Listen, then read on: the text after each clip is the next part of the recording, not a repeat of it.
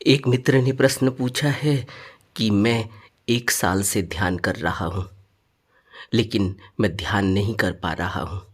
मैं लंबी सांस नहीं ले पाता और मजबूरी में मुझे थर्ड आई मेडिटेशन करना पड़ रहा है, जबकि मुझे विपश्यना पसंद है।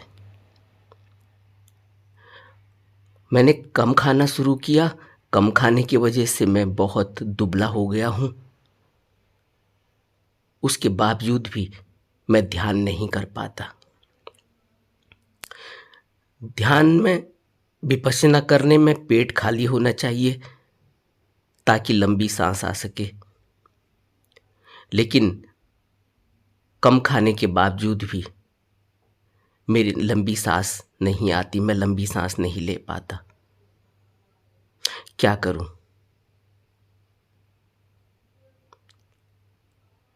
विपश्यना के संबंध में कुछ बातें अच्छे से समझ लेनी चाहिए। पहली बात तो यह कि विपश्यना में किसी भी प्रकार की सांस अपनी तरफ से नहीं ली जाती। अपनी तरफ से छोटी सांस, अपनी तरफ से बड़ी सांस, अपनी तरफ से लंबी सांस, अपनी तरफ से गहरी सांस, ऐसा विपश्यना में नहीं किया जाता। विपश्यना में तो हम सांस आती जाती सांस को मात्र देखते हैं, दृष्टा भाव से देखते हैं। हम अपनी तरफ से सांस लेते नहीं, अपनी तरफ से सांस छोड़ते नहीं। जो विपश्यना का मूल है उसमें तो आनापान स्मृति या आनापान सति योग करते समय हम जो भी सांस, जैसी भी सांस आ रही है उसको सिर्फ दृष्टा भाव से देखते हैं, अपनी तरफ से नहीं लेते।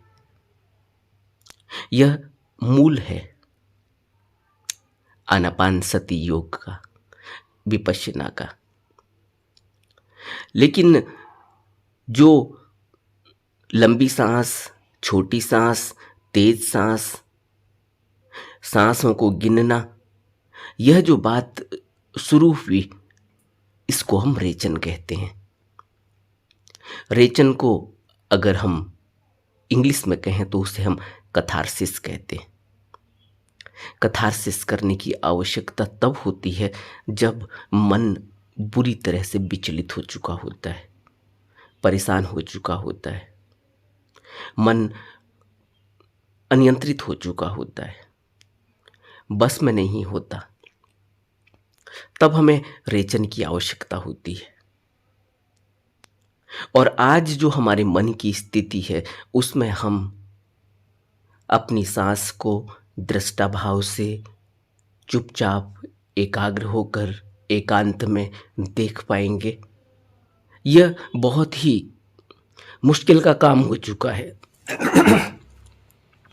इसका कारण है हमारी दौड़ भाग वाली जिंदगी, हमारा असंतोष, हमारा असंयम, हमारी जो जीवन शैली है अब इतनी विकसित और इतनी दूषित हो चुकी है कि अब हमें रेचन की आवश्यकता होती है, अब हमें कथारसिस की आवश्यकता होती है। उस कथारसिस में हम पहले लंबी सांस लेते हैं। लंबी सांस जितनी लेते हैं उससे ज़्यादा बाहर फेंकते हैं, या कभी हम छोटी सांस लेते हैं, लंबी सांस फेंकते हैं। यह जितनी भी विधियां प्रचलित हैं, अलग अलग प्रकार की विधियां प्रचलित हैं। अब हम उन विधियों की यहाँ बात नहीं करेंगे क्योंकि हम विपश्यना को मूल रूप से समझने की कोशिश कर रहे हैं। तो जो इन मित्र ने प्रश्न पूछा है कि मैं 1 साल से विपश्यना कर रहा हूँ, नहीं कर पा रहा हूँ क्योंकि मैं लंबी सांस नहीं ले पाता। लंबी सांस लेने का विपश्यना में तो ऐसा कुछ है ही नहीं कि आप लंबी सांस लेते हैं या आप छोटी सांस लेते हैं। विपश्यना में तो यह है कि आप जो भी सांस आ रही है उस सांस को देखना है। लंबी आ रही है तो लंबी देखनी है, छोटी आ रही है तो छोटी देखनी है। अपनी तरफ से न तो लंबी लेनी है, न अपनी तरफ से लंबी छोड़नी है, न अपनी तरफ से छोटी लेनी है, न अपनी तरफ से छोटी छोड़नी है। जो भी मूल सांस चल रही है उसी को दृष्टाभाव से देखना है। दूसरी बात, कम खाना। कम खाने से मैं दुबला हो गया हूं। तो बुद्ध ने तो हमें जो मध्य मार्ग दिया उसमें हमें कहीं भी शरीर पर किसी भी प्रकार की प्रताड़ना को मना कर दिया। शरीर में किसी भी प्रकार की असुविधा न हो, शरीर में किसी भी प्रकार की प्रताड़ना न हो, शरीर को जबरन हठ योग में न लगाया जाए। हमें तो बिल्कुल ही सहज भाव से ध्यान साधना करनी होती है, साधारण जीवन व्यतीत करना है, साधारण सहज सादगी भरा जीवन। 2 वक्त खाइए, 3 वक्त खाइए। बुद्ध ने खाने में, बुद्ध तो कई बार खा लेते थे और कभी नहीं भी खाते थे। मैंने किसी अभी भंते नागसेन के प्रश्न उत्तरों में नागसेन द्वारा दिए गए उत्तर पढ़े थे। उसमें नागसेन कहते हैं राजा मिलिंद से कि भगवान तो 2 बार भी खा लेते थे, 3 बार भी खा लेते थे, लेकिन भिक्षु 1 बार भी खाता है, 2 बार भी खाता है। तो भगवान में और भिक्षु में फिर क्या फर्क है? क्या खाने से यह हमें पता चलेगा कि कौन व्यक्ति किस अवस्था में पहुंच गया है? ऐसा नहीं है। हमें साधारण भोजन की सलाह दी जाती है, हमें समय पर भोजन की सलाह दी जाती है। इसलिए दी जाती है कि हमारा संयम बना रहे, इसलिए दी जाती है कि हमारा शरीर हल्का रहे, स्वस्थ रहे, क्योंकि स्वस्थ शरीर से ही ध्यान किया जाता है। लेकिन यह कहना कि मैं ध्यान की वजह से कम खाता हूं और फिर भी ध्यान नहीं लगता, यह कहना कि मैं जानबूझकर कम खाता हूं और उस कम खाने की वजह से शरीर दुबला हो गया, तो यह समझना होगा कि शरीर को दुबला करने के लिए ध्यान साधना में ज़्यादा मन लग जाएगा, दुबले शरीर से ऐसी बात नहीं है। शरीर को हमने अच्छा भोजन देना है, शरीर को हमने संतुलित भोजन देना है। ऐसा नहीं है कि अगर हम संतुलित भोजन ही न दें शरीर को और शरीर हमारा रोगी हो जाए या कमज़ोर हो जाए तो फिर ध्यान साधना कैसे होगी? संतुलित भोजन की सलाह दी जाती है, संयमित भोजन की सलाह दी जाती है और साधारण भोजन की सलाह दी जाती है, वक्त पर भोजन की सलाह दी जाती है। अब इसमें कोई ऐसा नियम नहीं है कि इतने बजे खाना है और उसके बाद नहीं खाना। इसलिए कहा जाता है अगर कोई व्यक्ति सुबह जल्दी उठता है, 3 बजे किसी ने उठना है, अगर वो 10 बजे खाएगा, पेट भर के खाएगा, तो 3 बजे तक उसका भोजन पचेगा कैसे? इसलिए जो हमें शिविर में बताया जाता है वो शिविर में बताया जा रहा है ताकि हमारा एक उस तरह का शरीर में अभ्यास हो जाए। लेकिन साधारण भोजन वक्त पर कर लेना चाहिए ताकि जब हम सुबह उठें तो पूरी नवस्फूर्ति के साथ उठें, शरीर में किसी भी प्रकार की कमजोरी न हो, शरीर ऊर्जावान हो और उसमें किसी भी प्रकार का आलस न हो। इसलिए भोजन को संतुलित करना है, भोजन को कम नहीं करना। और इतना कम भोजन करना कि हमारी सांस पूरी आए। सांस लेनी किसने है, छोड़नी किसने है? सांस तो जैसी आ रही है वैसी ही आ रही है। हमने अपनी तरफ से थोड़ी सांस लेनी है कि हम सांस को गहरे में अंदर खींचेंगे तो फिर बाहर छोड़ेंगे। यह तो योग में ऐसा हो सकता है, पतंजलि योग में ऐसा हो सकता है कि हम कुंभक कर दें, रेचक करते हैं। कई प्रकार की विधियां हैं। सांस को रोकने की विधि है, लंबी सांस को खींचकर अंदर रखने की विधि है, फिर उसको छोड़ने की विधि है। हमने यहाँ तो ऐसा कुछ नहीं करना। प्राणायाम में अलग प्रकार की विधियां हो सकती हैं, प्राणायाम करने के तरीके अलग हैं। प्राणायाम विपश्यना नहीं है। यहाँ तो हमने सिर्फ दृष्टा भाव से अपने शरीर में हो रही हरकतों को देखना है। शरीर में हो रही हरकतों को, शरीर में उठ रही तरंगों को, शरीर में उठ रही वेदनाओं को हम पूरी तरह से महसूस कर पाएँ, अवेयर हो सकें, जागरूक हो सकें, होशपूर्वक अपने शरीर और मन को देख सकें, उसके लिए हम विपश्यना का अभ्यास करते हैं। और यह सब शरीर में और मन में हो रहे विचारों को, शरीर में हो रहे उठ रही तरंगों को देखने के लिए, महसूस करने के लिए जो हमें भगवान बुद्ध ने तरीका बताया, उस तरीके में हमें अपनी तरफ से तो कुछ करना ही नहीं है। हमने तो मन को आती जाती सांस पर टिका देना है। इसलिए आती जाती सांस पर टिका देना है क्योंकि आती जाती सांस कुदरत के तरीके से चल रही है, कुदरत से चल रही है। हम अपनी तरफ से नहीं लेते। अगर हम अपनी तरफ से लेने वाले होंगे हम तो भूल जाएंगे, या हम अपनी तरफ से लेने वाले होंगे तो कभी छोटी लेंगे, कभी बड़ी लेंगे, कभी टूटी फूटी लेंगे, कभी उबड़ खाबड़ लेंगे, कभी बहुत देर तक रोक लेंगे, कभी बहुत देर तक छोड़ेंगे। यह सब कुछ फिर तो हम अपने से करने लगे, फिर तो वह जो कुदरत से जो चल रहा है उसमें विघ्न पड़ जाएगा। यह जो हम अपने से लेना, अपने से छोड़ना, अपने से रोक लेना, यह जो भी करते हैं, यह जैसे मैंने कहा कि यह कथारसिस है। कथारसिस की आवश्यकता इसलिए पड़ी क्योंकि मनुष्य का मन अनियंत्रित हो गया, बुरी तरह से अनियंत्रित हो गया। मनुष्य ने संयम खो दिया, संतोष खो दिया। मनुष्य की दौड़ भाग की जिंदगी इतनी ज़्यादा हो गई कि उसको अपने मन पर कोई नियंत्रण ही नहीं रहा। कोई खाने की उसकी जीवन शैली ही बदल गई, उसके खाने के नियम बदल गए। वो क्या खा रहा है उसको पता ही नहीं चला। उसको ऊर्जा लेनी है, उसके लिए उसे क्या खाना है क्या नहीं खाना है, इस बात को वो भूल गया। फिर वो यह भूल गया कि शरीर को कितना आराम देना है, शरीर को कितना चलाना है। फिर वो यह भूल गया कि मन को कितना आराम देना है, मन को कितना चलाना है। फिर वो यह भूल गया कि तृष्णा कितनी हमारी ज़रूरत है, कितनी हमें चाहिए, कितना भोजन हमें चाहिए, कितना हमें जोड़ने की आवश्यकता है, कितना हमें अपने लिए रखने की आवश्यकता है। हम बिल्कुल ही कुदरत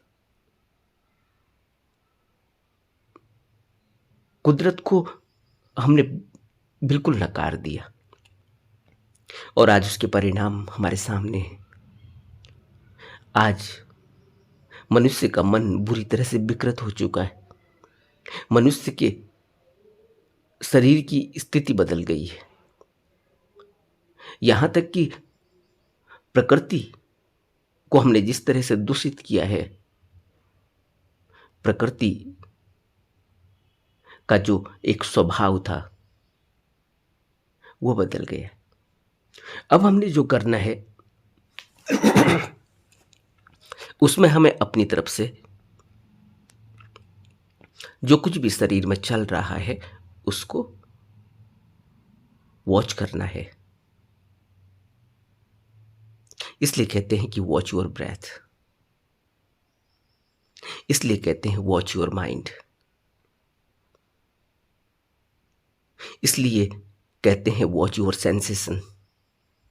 सिर्फ वॉच करना है। जैसे जैसे वॉच करते रहेंगे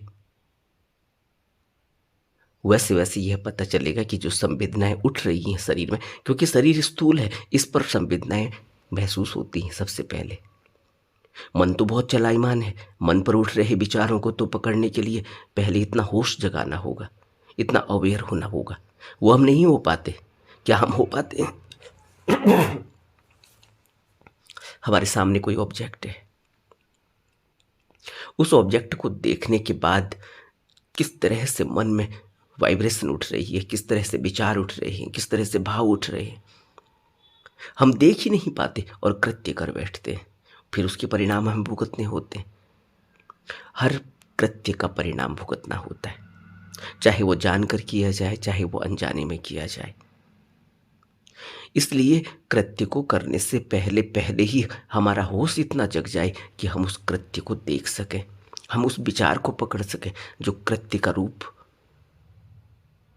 बन जाएगा, जो कृत्य करवा देगा।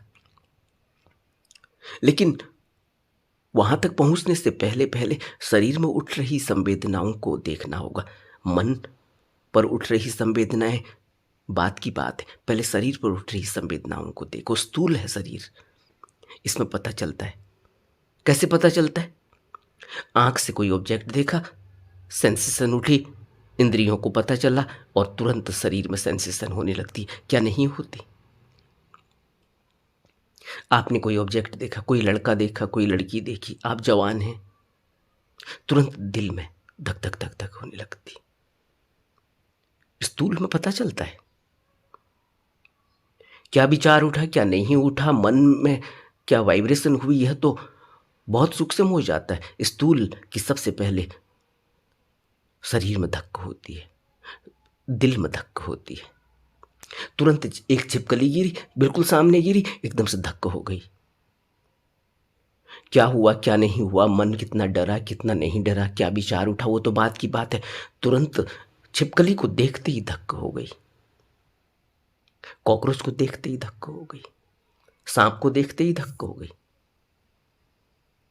ड्राइविंग कर रहे हैं, अचानक कोई आदमी आगे से आ जाता है, जोर से ब्रेक मारा, धक्क हो गई। यह संवेदनाएं शरीर में पता चल रही है। इनको यहां देखना है, इनको यहां महसूस करना है, इनकी इंटेंसिटी को देखना, इसकी गहराई को देखना है। इसमें अपनी तरफ से तो कुछ भी नहीं करना, सिर्फ इन संवेदनाओं का पता चल पाए, इसके लिए अभ्यास करना है विपश्यना का। इसके लिए अभ्यास करना है आती जाती सांस को सिर्फ देखना है। देखने से ताकि मैं अपने होश को बनाए रख सकूं, ताकि मैं इतना अवेयर हो सकूं कि मुझे इन संवेदनाओं का शरीर में पता चल सके। इसलिए विपश्यना करनी है। इसमें तो ऐसा कहीं भी नहीं है कि आप लंबी सांस लो तो आप देख पाओगे, आप छोटी सांस लो तो तब देख पाओगे। देखना तो चुपचाप एकांत में बैठकर अपनी सांस को देखते रहो। और इतना कम खाना कि मैं कमजोर हो गया, दुबला हो गया। विपश्यना में तो इतनी आवश्यकता नहीं। एक वक्त भी अगर पूरा भोजन किया जाए या 2 वक्त भी अगर पूरा भोजन किया जाए, साधारणतः तो हम 3 वक्त भोजन करते हैं। सुबह नाश्ता करते हैं, दिन में लंच करते हैं, रात में डिनर करते हैं।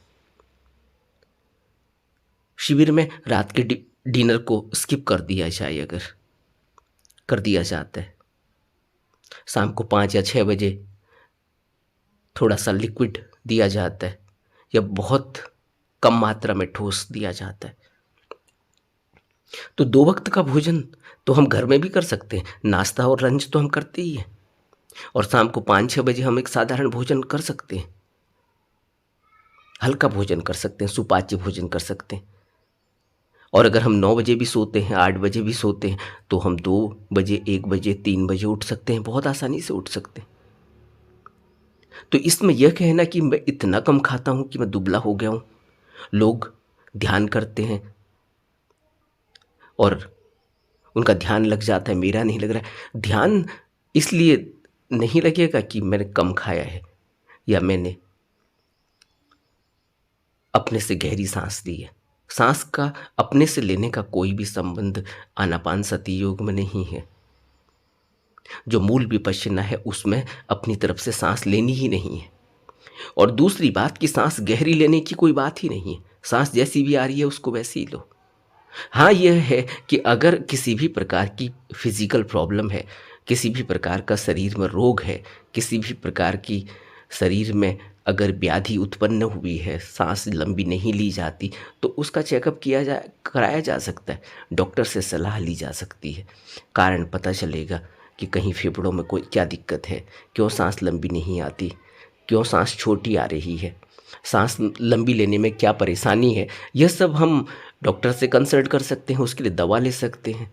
लेकिन यह कहना कि विपश्यना लंबी सांस नहीं हो रही है इसलिए नहीं हो रही है, इसलिए ध्यान नहीं लग रहा है, और यह कहना कि मुझे विपश्यना पसंद है, मैं थर्ड आई पे मेडिटेशन नहीं कर सकता। आप थर्ड आई पे मेडिटेशन करें, आप मंत्रों का जाप करें, आप विपश्यना करें।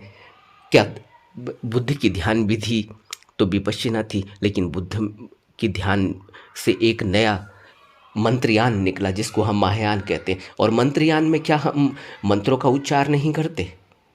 हम मंत्रयान जब कर मंत्रयान में या महायान जो एक शाखा है बुद्धिज्म में, उसमें तो हम मंत्रों का जाप करते हैं, उसमें हम विपश्यना भी करते हैं। उसमें हम पूरा उद्देश्य क्या है? इन सब ध्यान विधियों का उद्देश्य क्या है? ध्यान विधियों का उद्देश्य यह है कि मन स्थिर होकर एक ऐसी स्थिति में खड़ा हो जहाँ पर से हम कुदरती तौर पर ध्यान से जुड़ सके, जो एक कुदरत जन्य तरीका है। कुदरत जन्य तरीका एक ही है। हम किसी भी विधि से ध्यान करें, हम नमाज पढ़ें या हम मंदिर में पूजा पाठ करें, या हम मंत्रों के जरिए उच्चार करें, या हम विपश्यना करें, या हम कोई और योग साधना करें, या हम थर्ड आई मेडिटेशन करें, या हम योग कोई राजयोग करें, या हम कोई और ध्यान विधि करें, इन सभी ध्यान विधियों का उद्देश्य मन को स्थिर करना है। मन को स्थिर करेंगे तो हम उसी पॉइंट पर पहुंच जाएंगे। जिस तरह से आपने देखा कि जब हम किसी लट्टू को घुमाते हैं या किसी गोली को घुमाते हैं, किसी अंठी को घुमाते हैं हम अगर ज़मीन में, तो कभी एक पॉइंट ऐसा आता है जिसमें वह स्थिर हो जाती है। लट्टू को जब हम घुमाते हैं तो एक पॉइंट ऐसा आता है जहाँ पर वो स्थिर हो जाता है, घूमने लगता है, और घूमते घूमते वह अपना उस रिदम को पा लेता है जिसको हम पिवटल पॉइंट कहते हैं। वह अपनी उस धुरी को पा लेता है, उसके लिए वो शब्द है धुरी। जब हम धुरी को पकड़ लेते हैं, उस धुरी में एकाग्र होते ही वह लट्टू स्थिर हो जाता है। फिर हम उसको हाथ में रख लेते हैं, फिर उसको हम माथे में रख लेते हैं, फिर हम उसको एक हाथ से दूसरे हाथ में शिफ्ट कर लेते हैं। बच्चों को देखा लट्टू घुमाते हुए। तो यह जब धुरी हम पकड़ लेंगे, जब हम ध्यान में एकाग्र होकर मन को स्थिर करने की हमें वह विधि मिल जाएगी, मन को स्थिर करने की वह टेक्निक मिल जाएगी। जैसे ही मन स्थिर होता है, मन को वह धुरी मिलती है, तो वह स्वयं ही उस कुदरती पॉइंट पर पहुंच जाता है, जिसको बुद्ध कहते हैं अत्तो दीपो भव। तुम्हें जब अपना दीपक मिल जाएगा, फिर तुम अपनी यात्रा स्वयं करोगे। उस दीपक तक पहुंचने के लिए, यानी अपने अंदर उस प्रकाश को पाने के लिए, अपने अंदर उस आवाज़ को, उस कुदरत की आवाज़ से जुड़ने के लिए, उस कुदरत के प्रकाश को पकड़ने के लिए, उस कुदरत के प्रकाश तक पहुंचने के लिए हम अलग अलग विधियों का सहारा ले रहे हैं। कोई विपश्यना कर रहा है, कोई मंत्र जाप कर रहा है, कोई थर्ड आई मेडिटेशन कर रहा है, कोई कुंडली जागरण कर रहा है। जो कुछ भी कर रहा है, सबका मूल उद्देश्य वही है। लेकिन हमें वह तरीका अपने गुरु से लेना चाहिए, जो हमें कुदरत के तरीके से, कुदरती तौर पर ही कुदरत से जोड़ दे शरीर। क्योंकि बुद्ध ने कहा कि अगर प्रताड़ना शरीर को दी जाएगी तो उतना करने की ज़रूरत नहीं है। उन्होंने स्वयं करके देखा और फिर हमसे कहा कि मैंने यह किया, यह करने की ज़रूरत नहीं थी। बुद्ध के उन उपदेशों को जब बुद्ध ने मध्य मार्ग की बात की, तब उन्होंने यह बात कही कि इतना करने की ज़रूरत नहीं थी, यह मध्य मार्ग से भी पाया जा सकता है। शरीर को इतनी प्रताड़ना की आवश्यकता नहीं। बुद्ध तो कहते हैं कि एक चावल के दाने में अपने जीवन को चलाने लगे थे। कपड़े नहीं पहने, कपड़े छूट गए, शमशान घाट में रहने लगे, मुर्दों के संग रहने लगे, कहाँ कहाँ भटके, कहाँ कहाँ नहीं भटके। तब उन्होंने अंत में यह कहा कि नहीं, यह इतनी प्रताड़ना से पाई जाने वाली चीज नहीं, यह तो मध्य मार्ग से भी पाया जा सकता है। यह तो एक परिवारजक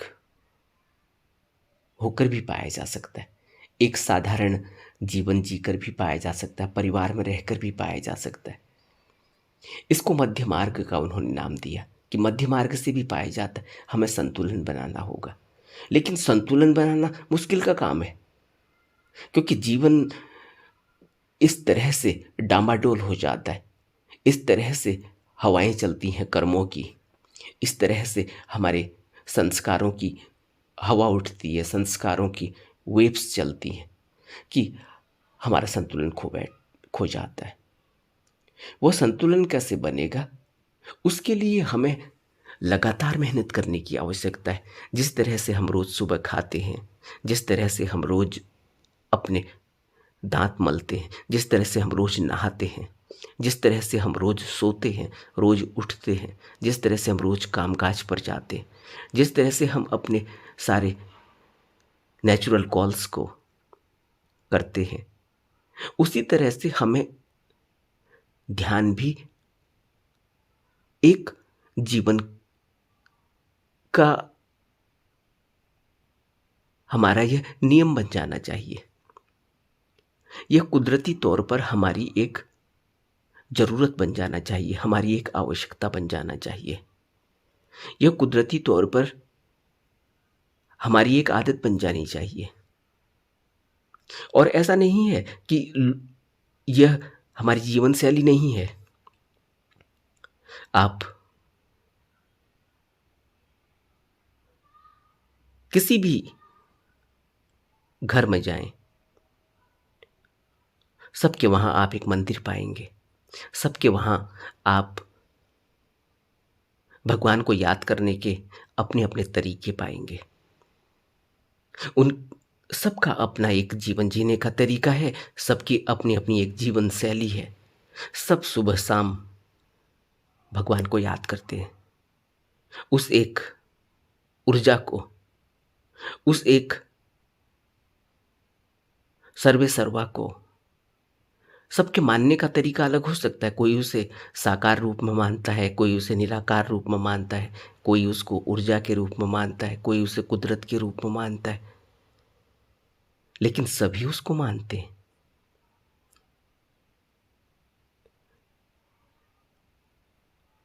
अब कहते हैं कि भगवान ने, बुद्ध ने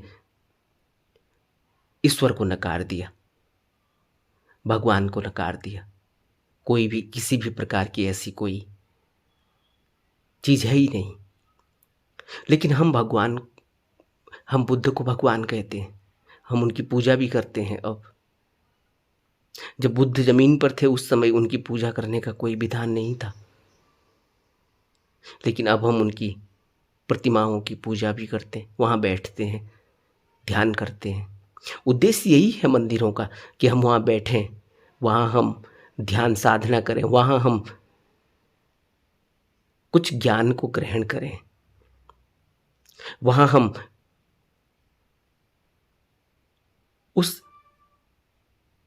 उनके उपदेशों को सुने, समझें, मनन करें, चिंतन करें, ध्यान में बैठें, एकांत में बैठें। इसलिए मंदिरों का निर्माण कराया गया। लेकिन आज हमारी क्या स्थिति है? हम मंदिर में जाते हैं मांगने के लिए,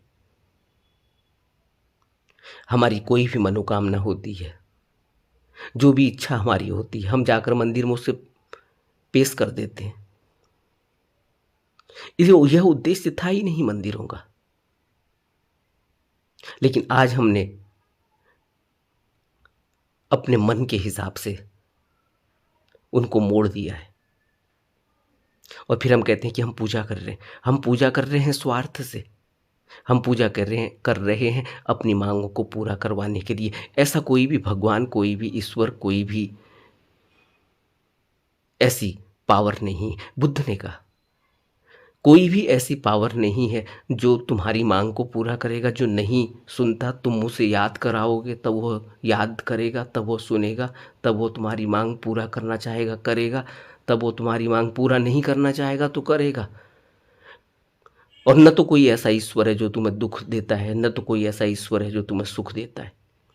बुद्ध ने इस प्रकार के ईश्वर को तो नकार दिया और ऐसा कोई है भी नहीं।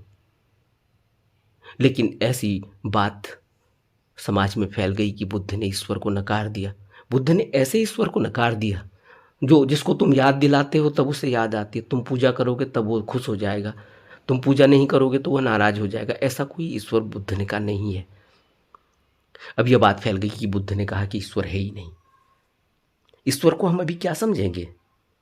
हमारा ईश्वर तो यही है कि तुम पूजा करोगे, वो खुश हो गया, तुमने कहा बच्चा दे दो, बच्चा नहीं हो रहा है, बच्चा हो गया, तुमने कहा कि ईश्वर है, भगवान है, मैं वहाँ मंदिर में गया, वहाँ में मुझे बच्चा मिल गया। तुम मांगने गए थे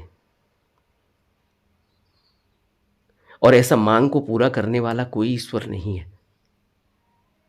तुम्हें जो कुछ भी मिलता है वो तुम्हारे कर्म और फल के नियम है पर आता है, निर्भर करता है। तुम जो कुछ भी करोगे, जो भी एक्शन करोगे, रिएक्शन होंगे, एक्शन रिएक्शन कॉन्सिक्वेंसेस। यह तो विज्ञान ने भी कहा और विज्ञान से पहले ही यह उन महापुरुषों ने भी कह दिया। अगर हम ईश्वर को समझना और जानना चाहते हैं तो पहले तो हमें ध्यान में उतरना होगा। पहले हमें यह समझना होगा कि हम कर क्या रहे हैं। हम जो पूजा कर रहे हैं वो पूजा नहीं है, वह तो मांग को पूरा करने के लिए की गई याचना है और उसके लिए हमने अपने अपने हिसाब से अपने अपने भगवान बनाए हुए। इस प्रकार का इस ऐसी ऐसी पूजा पद्धति में कोई ध्यान साधना नहीं है।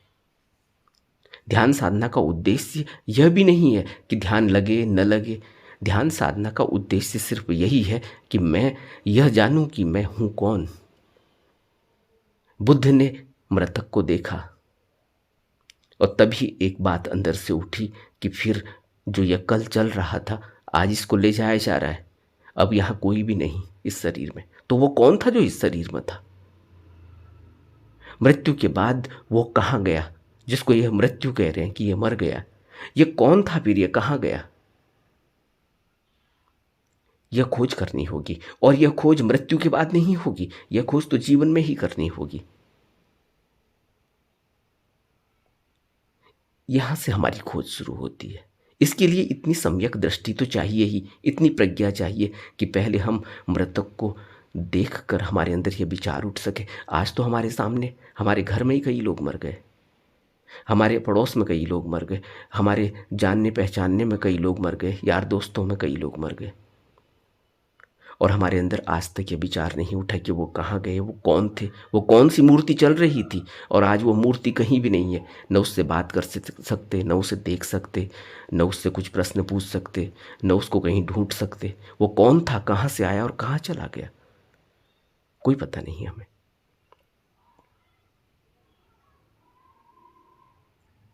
तो हमारा जीवन जिस तरह से चल रहा है उसमें तो कहीं किसी भी प्रकार की आराधना, पूजा अर्चना कुछ है ही नहीं। वह तो सिर्फ तृष्णा पर चल रहा है, डिमांड, यह भी चाहिए, वह भी चाहिए, इस मंदिर में चले जाओ, उस मंदिर में चले जाओ, यह पूरा हो जाए, वह पूरा हो जाए। गाड़ी नहीं है उसके लिए मंदिर में चले जाओ, वहाँ जाके डिमांड कर दो। मोबाइल नहीं है उसके लिए मंदिर में चले जाओ, भगवान मोबाइल नहीं है, मोबाइल चाहिए। शादी नहीं हो रही, मंदिर में चले जाओ कि शादी नहीं हो रही। हम इसको सोच रहे हैं कि कोई ऐसा भगवान है जो डिमांड पूरी करता है। भगवान ने, बुद्ध ने कहा कि ऐसा कोई ईश्वर नहीं है जो तुम्हारी डिमांड पूरी करता है।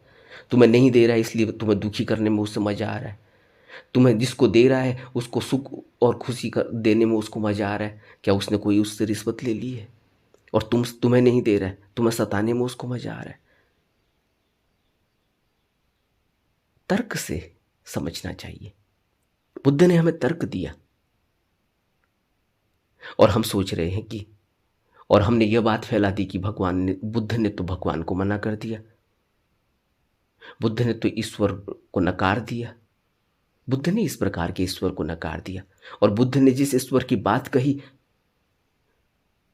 चुपके से, बिना शब्दों के, उसको तो हम समझ ही कैसे पाएंगे? उसके लिए तो फिर उतनी साधना करनी होगी, उतने गहरे में उतरना होगा, तब पता चलेगा कि ईश्वर है नहीं है। या कमेंट में लिख देना कि ईश्वर तो था ही नहीं, बुद्ध ने मना कर दिया, तुम क्या बात कर रहे हो। कुछ भी बोल देना कमेंट में। हमारे अंदर तर्क पैदा होना चाहिए। पढ़े लिखे होने का, सभ्य होने का, सिविलाइज्ड होने का यही फर्क है कि हमारे अंदर विचार उठे, तर्क उठे। हम आंख बंद करके कुछ भी न करें, किसी के पीछे ऐसे आंख बंद करके न चल पड़े, अंधभक्ति में न पड़े। बुद्ध ने अपने उपदेशों में शुरू में ही यह कह दिया कि मेरी बात को मत मानना जब तक कि तुम्हारा अनुभव न हो जाए। तो किसी भी प्रकार के इन रिचुअल्स में नहीं फंसना है हमें कि लंबी सांस लो तो छोटी सांस लो, तो ये मत खाओ तो वह मत खाओ। साधारण भोजन करना है, प्राणी हिंसा नहीं करनी, मांसाहार नहीं करना। इसके परिणाम बहुत भयानक हैं। अभी हमें पता नहीं चल रहे हैं परिणाम। क्यों? क्योंकि अभी तो हमें कुछ दिखाई नहीं दे रहा है। अभी तो हमें आटे और मैदे में ही पता नहीं चल रहा है। अभी तो हम मैदा ही इतना खा जा रहे हैं और उसके परिणाम क्या हैं आज की पीढ़ी को पता चल रहा है। अभी तो हमें यही पता नहीं चल रहा है कि कितना नमक खाना चाहिए। हम बच्चों को कितने चिप्स खिला रहे हैं, कितने कुरकुरे खिला रहे हैं, कितने उनको और इस तरह का जंक फूड खिला रहे हैं। क्या इतनी नमक की आवश्यकता है शरीर में? शरीर में कितनी नमक की ज़रूरत है? हम कितना नमक दे रहे हैं? शरीर में कितनी चीनी की ज़रूरत है? हम कितनी चीनी दे रहे हैं? क्योंकि आज हमारे पास धन हो गया है, आज हमारे पास इस तरीके के भोज्य पदार्थ, खाद्य पदार्थ हो गए। अब हमें यही पता नहीं चल रहा कि क्या खाना है और क्या नहीं खाना है। परिणाम यह है कि 15 साल 18 साल में हमारे शरीर की पूरा रिदम बदल जाता है, इस शरीर की पूरी परिस्थिति बदल जाती है। इसमें हमें नमक और चीनी के बैलेंस से शरीर चलता है, हमें नमक और चीनी का कोई बैलेंस ही हमारे शरीर में नहीं है। 18 साल 20 साल के बच्चे को ब्लड प्रेशर हो रहा है, 18 साल 20 साल 10 साल के बच्चे को शुगर हो रही है, बच्चे हाइपर हो जा रहे हैं, बच्चों की शारीरिक स्थिति बदल जा रही है, उनका वजन किस तरह से बढ़ रहा है। हमें पता चलना चाहिए। हमें इस शरीर में ही, यह शरीर ही जीता जागता मंदिर है, क्राइस्ट ने कहा।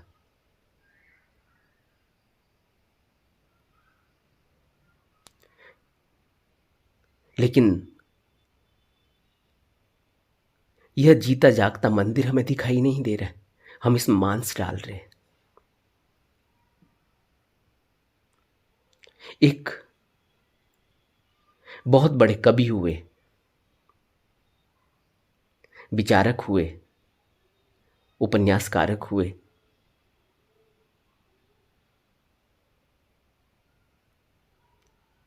इंग्लैंड में। उन्होंने कहा कि कोई भी व्यक्ति मरने के बाद मेरे जनाजे के साथ न जाए, वह जो मांस खाता है।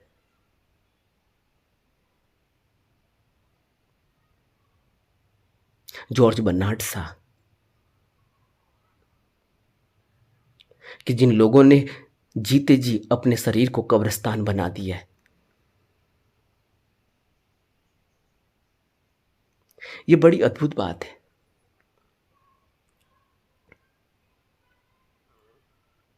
कि इंग्लैंड में रहकर, उन सामाजिक परिस्थितियों में रहकर जहां बहुत आम बात होती है मांसाहार करना, जॉर्ज बर्नार्ड शॉ शाकाहारी थे और उन्होंने ये कह दिया कि जीते जागता कब्रिस्तान है वह शरीर जिसमें मांस डाला जा रहा है। और वह लोग मेरे जनाजे के साथ ना आए, इसको न छुएं। क्यों कहा होगा? हमें विचार करना चाहिए। तो जो इन्होंने प्रश्न पूछा है, इसका उत्तर यही है कि साधारण जीवन जिएं, साधारण भोजन करें, इतना कम भोजन भी मत करें। और अगर किसी भी प्रकार की ऐसी शारीरिक परेशानी है, सांस लेने में परेशानी है, कम सांस, लंबी सांस नहीं ली जाती, कुछ इस तरह की परेशानी है, तो डॉक्टर से सलाह करनी चाहिए। लेकिन इसका कोई भी संबंध ऐसा नहीं है कि विपश्यना में कुछ लंबी सांस या छोटी सांस लेने की बात कही गई है अपनी तरफ से। नमो बुद्धाय।